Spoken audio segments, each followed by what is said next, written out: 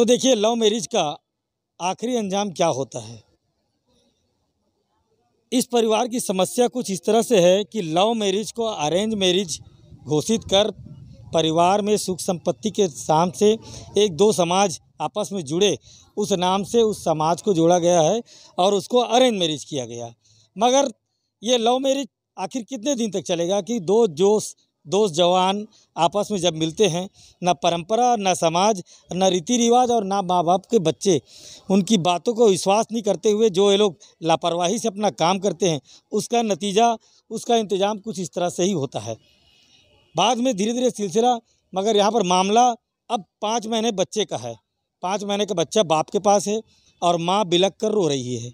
अब माँ का बिलखना ये किस तरह की माँ है, ये समझ से परे है कि 5 महीने के बच्चे के प्रति किसी प्रकार का माया मोह नहीं और अपने माँ के पास जाकर बस चुकी है।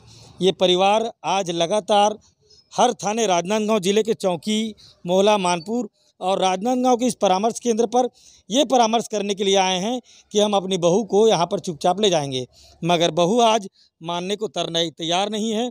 FIR दर्ज करने की तैयार है, जबकि उसने अपने बच्चे को, दूध में बच्चे को अभी तक दूध नहीं पिलाया है और बच्चे के प्रति घड़ियाली आंसू दिखाते हुए वे ले जाने की कोशिश कर रहे हैं।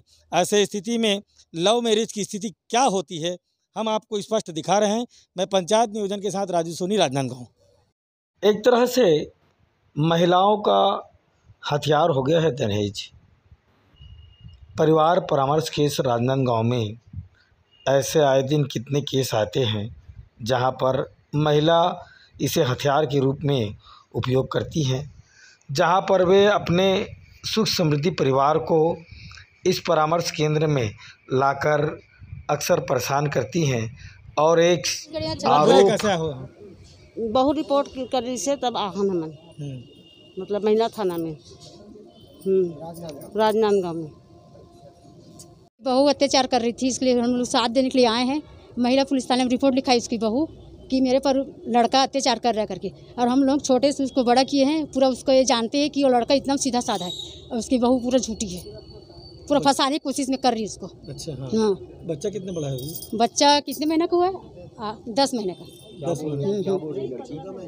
10-15। लड़की बोल रही कि जाऊंगी करके। कल उसको लेने के लिए गए, बोले नहीं, बच्चे क्यों पकड़ के नहीं आए, बच्चे की तबीयत खराब है, बारिश में बच्चे को पकड़ के जाते। कल पानी गिर रहा था चौकी में, तो बोली क्यों नहीं लाए। उसकी दाई झगड़ा लड़ी करने चालू होगी उसकी माँ लड़की की।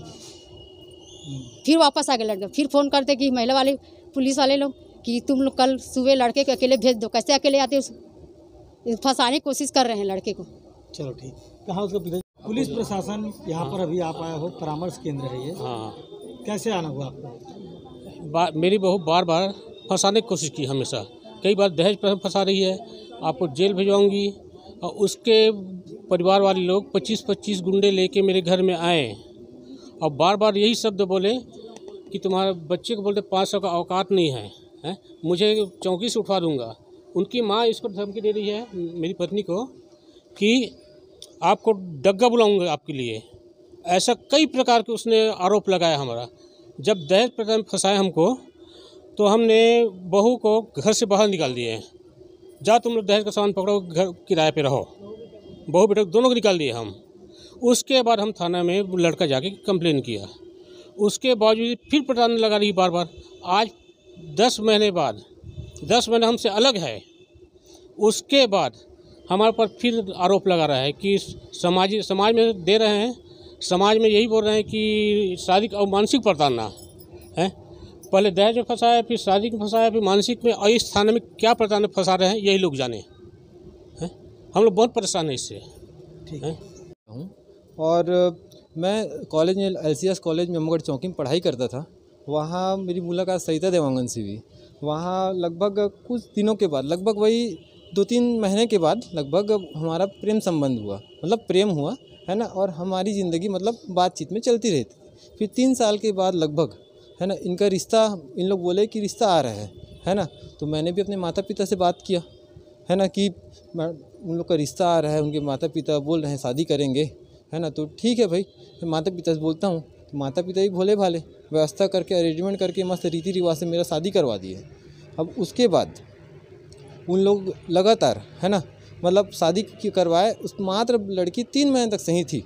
उसके बाद मुझे जैसा पाए तैसा बोलना चालू कर दी थी, जो पाए तो मतलब कहा जाए तो माँ बाप खाना भी ना बहुत गंदे तरीके से देती थी। इसका टोन बहुत गलत है ना। साथ साथ अब रियल बात बताऊं तो शारीरिक सुख भी नहीं देना चाहती है ना। साफ बोलती थी, भाई जो करने तू कर ले, मैं नहीं कर सकती है ना। मैं बोला ठीक है, एडजस्ट करता हूँ मैं, है ना। कुछ समय मतलब लगभग 10 महीने के दौरान बच्चा आया ना, उसके बाद मेरा एक बच्चा भी है ना, जो आज लगभग 15 महीने का है लगभग, है ना। बच्चा आने के बाद ये सब बातों को चालू की, है ना। और लगातार इस संबंध में वो ना हमने सरिता से भी बातचीत करने की कोशिश की, मगर सरिता ने किसी भी सवाल का जवाब नहीं दिया और ना ही उनके माता पिता ने हमारे सवालों का जवाब दिया। एक तरफा कार्रवाई करने की बात उन्होंने की। परामर्श केंद्र में ना तो पुलिस की बात मानी और ना ही पुलिस की कार्रवाई पर उन्होंने विश्वास जताया और अपने ही मर्जी चलने के लगे। जी मैडम, सावन और सरिता आज आपके परामर्श केंद्र में पहुँचे हुए, क्या हुआ? सावन और सरिता वाला केस, सरिता हम लोग को आवेदन दी थी 12 जुलाई को, तो उसका काउंसलरों के साथ में 19 जुलाई को काउंसलिंग कराया गया था और उसमें सावन और सरिता दोनों मान गए थे, आपसी समझौता हो गया था। उस बीच में ये 20 तारीख को लेने गया था वहाँ कुछ उसके ससुराल में, सावन के ससुराल में कुछ विवाद हो गया।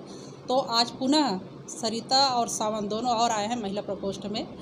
और सरिता का कहना है मेरे ससुराल वाले सास ससुर और मेरे पति मुझे 50,000 रुपये का मांग किए और लेने गया था कल, तब भी मुझे 50,000 लेके आना, नहीं तो नहीं आना करके मुझे छोड़ के चला गया। इस पर मैं दहेज प्रताड़ना के कार्रवाई करवाऊंगी सास ससुर और पति के खिलाफ, संबंधित अपने मायके थाना क्षेत्र में करके अपना लिखित आवेदन दी है अभी।